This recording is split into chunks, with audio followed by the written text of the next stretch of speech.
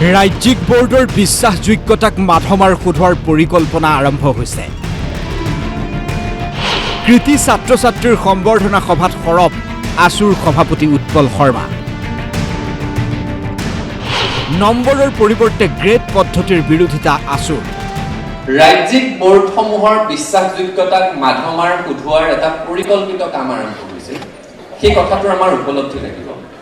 ষ্টেণ্ডৰ ধাৰণাটো বাৰু আঁতৰাই থলো, তাৰ সপক্ষে বিপক্ষে বহু যুক্তি আছে। আগতে সেবা আছিল, কাউন্সিল আছিল, এতিয়া শিক্ষা পৰিষদ কৰিলে, দুইখন একেলগ কৰিলে।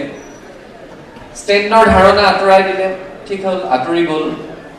এতিয়া তেওঁলোকে নতুনকৈ ক'বলৈ আৰম্ভ কৰিছে যে নম্বৰ দিয়াৰ ধাৰণাটো সলনি কৰি গ্ৰেডিং ব্যৱস্থা ৰূপায়ণ কৰিব। কাৰ বাবে প্ৰয়োজন, কোনে বিচাৰিছে, কিয় লাগে? এডিপিৰ দোহাই দি কৰিব বিচাৰিছে, নতুন শিক্ষানীতিৰ, ৰাষ্ট্ৰীয় শিক্ষানীতিৰ দোহাই দি কৰিব বিচাৰিছে। আমাৰ বুনিয়াদী প্ৰশ্নটো হৈছে, যদি ৰাষ্ট্ৰীয় শিক্ষানীতিৰ দোহাই দি কৰিব লগা হৈছে, CBSEৰ দৰে কেন্দ্ৰীয় বোৰ্ডেতো এতিয়ালৈকে গ্ৰেডিং চিষ্টেম তেওঁলোকে ৰূপায়ণ কৰা নাই। অসমত কি ইমান খৰধৰ হৈছে যে নম্বৰ প্ৰথাটো বিলুপ্ত কৰি গ্ৰেডিং কৰিব বিচাৰিছে? ছাত্ৰ সন্থাই তাৰ বিৰোধ কৰিছো। উচ্চতৰ মাধ্যমিকৰ ৰাজ্যিক বোৰ্ডৰ শিক্ষাৰ্থীয়ে 7টা বিষয়ত অধ্যয়ন কৰিব কিয়?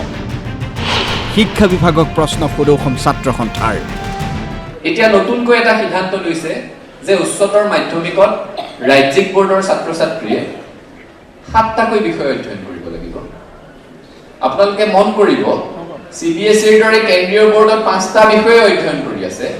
আমি ইতিমধ্যে 6টা বিষয় অধ্যয়ন কৰি আছো। ঐচ্ছিক বিষয় 4টাৰ উপৰিও আধুনিক ভাৰতীয় ভাষা যিকোনো এটা পঢ়িব লাগে আৰু ইংৰাজী পঢ়িব লাগে।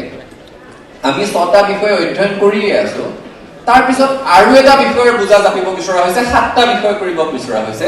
অৰ্থাৎ ৰাজ্যিক বোৰ্ডৰ প্ৰতি শিক্ষক, অভিভাৱক, ছাত্ৰ ছাত্ৰীৰ আগ্ৰহ, আকৰ্ষণ আৰু ৰাজ্যিক বোৰ্ডৰ প্ৰাসংগিকতা ক্ৰমশঃ কমাই অনাৰ এটা পৰিকল্পিত ষড়যন্ত্ৰ আৰম্ভ হৈছে। তাক আমি সকলোৱে বিৰোধ কৰিব লাগিব আৰু আজি এই মঞ্চৰ পৰাই ছাত্ৰ সন্থাই তাৰ বিৰোধিতা কৰিছো বুলি আমি ঘোষণা কৰিছো। নিটৰ পেপাৰ লিগৰ প্ৰসংগ উত্থাপন কৰি ছাত্ৰ ছাত্ৰীলৈ আছুৰ আহ্বান। নিটৰ দৰে পৰীক্ষা য'ত 22 লাখ ছাত্ৰ ছাত্ৰীয়ে দিনে নিশাই পৰিশ্ৰম কৰি পৰীক্ষাত অৱতীৰ্ণ হৈছে, তাৰ প্ৰশ্ন কাকত ফাদিল হৈ গৈছে আৰু প্ৰথমবাৰৰ বাবে নহয়, একাধিকবাৰৰ কাৰণে হ'বলৈ আৰম্ভ কৰিছে। NTA এতিয়া নেশ্যনেল টেষ্টিং এজেঞ্চি হৈ থকা নাই, নেশ্যনেল টেম্পাৰিং এজেঞ্চি হৈছে বুলি মানুহে কোৱাকৈ কৰিব আৰম্ভ কৰিছে। এইটো নো ট্ৰাষ্ট এজেঞ্চিত পৰিণত হৈছে। তেনেকুৱা এটা পৰিৱেশত আমাৰ ছাত্ৰ ছাত্ৰীসকলে সপোন দেখি আগবাঢ়ি যাবৰ কাৰণে কিন্তু মনটো বান্ধিব লাগিব। NRLক কেন্দ্ৰ কৰি টাউনশ্বিপ বিশ্ববিদ্যালয় স্থাপনৰ দাবী আছুৰ। সদৌ অসম ছাত্ৰ সন্থাই আজি মঞ্চৰ পৰাই দাবী জনাব বিচাৰিছো যে 860 গৰাকী শ্বহীদৰ ত্যাগৰ বিনিময়ত অসম চুক্তিৰ জৰিয়তে আমি লাভ কৰা এটা জাতীয় অনুষ্ঠান, জাতীয় উদ্যোগ NRLক কেন্দ্ৰ কৰি এনে এখন ইউনিভাৰ্চিটি টাউনশ্বিপৰ পৰিকল্পনা কৰিব লাগে আৰু NRLক কেন্দ্ৰ কৰি এনেকুৱা এখন টাউনশ্বিপ অসমতো দিবৰ কাৰণে আমি দাবী জনাইছো।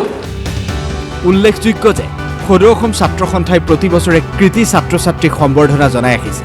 সেই সম্বৰ্ধনা সভাত উপস্থিত থাকে গৃহ আৰু ৰাজনৈতিক বিভাগৰ সচিব দিগন্ত বৰাৰ লগতে শিক্ষাবিদ হিতেশ ডেকাও।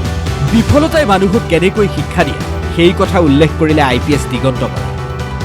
যেতিয়া মই জীৱনৰ কিছুমান খুব গুৰুত্বপূৰ্ণ পৰীক্ষাত অৱতীৰ্ণ হ'লো, মই বহু বিফলতাৰ সন্মুখীন হ'বলগীয়া হৈছিলে। এতিয়া এই বিফলতাই মানুহক যথেষ্ট শিকায় আৰু সেই বিফলতাত যদি আমি ভাগি পৰোঁ, তেতিয়াহ'লে আমি নিজৰ লক্ষ্যত উপনীত হ'ব নোৱাৰিম। এই যথেষ্ট প্ৰত্যাহ্বানমূলক যি ৰাস্তা, সেই প্ৰত্যাহ্বানমূলক ৰাস্তাৰ মাজেদি আগবাঢ়ি যাবলৈ প্ৰতিজন ছাত্ৰ ছাত্ৰী প্ৰস্তুত হ'ব লাগিব। বিফলতা আহিবই, প্ৰত্যাহ্বান আহিব। গতিকে সেই প্ৰত্যাহ্বান কেনেকৈ মোকাবিলা কৰিব পাৰি, সেই প্ৰত্যাহ্বান অতিক্ৰমী কেনেকৈ আমি আকৌ নিজকে সাজু কৰে আগবাঢ়ি যাব পাৰোঁ, তাৰ কাৰণে প্ৰস্তুত থাকিব লাগিব আমাৰ প্ৰতিজন এই কৃতি ছাত্ৰ ছাত্ৰী। সম্বৰ্ধনা সভাত ছাত্ৰ ছাত্ৰীসকলক সাৰুৱা ভাষণেৰে উদ্বুদ্ধ কৰিলে আছুৰ মুখ্য উপদেষ্টা ডক্টৰ সমুজ্জ্বল কুমাৰ ভট্টাচাৰ্যই। মেধাৱী ছাত্ৰ ছাত্ৰীসকলৰ প্ৰতি আমাৰ ক'বলগীয়া এটাই যে তেওঁলোক আমাৰ আশাৰ ভাষা হওক আৰু ভাষাটোৰো আশা হওক। যিটো সময়ত আমি সকলোৱে পাতি আছোঁ যে আমাৰ মাতৃভাষা শক্তিশালীভাৱে আগবাঢ়ি যাব লাগে, মেধাৱী ছাত্ৰ ছাত্ৰীসকলৰ প্ৰতি আমাৰ সকলোৰে আশা। গতিকে আজিৰ অভিনন্দন অনুষ্ঠানৰ জৰিয়তে ক'ব খোজোঁ, মেধাৱী ছাত্ৰ ছাত্ৰীসকলৰ প্ৰতি আমাৰ আশা যে মেধাৱী ছাত্ৰ ছাত্ৰীসকল আমাৰ আশাৰ ভাষা হওক আৰু আমাৰ ভাষাটোৰো আশা হওক।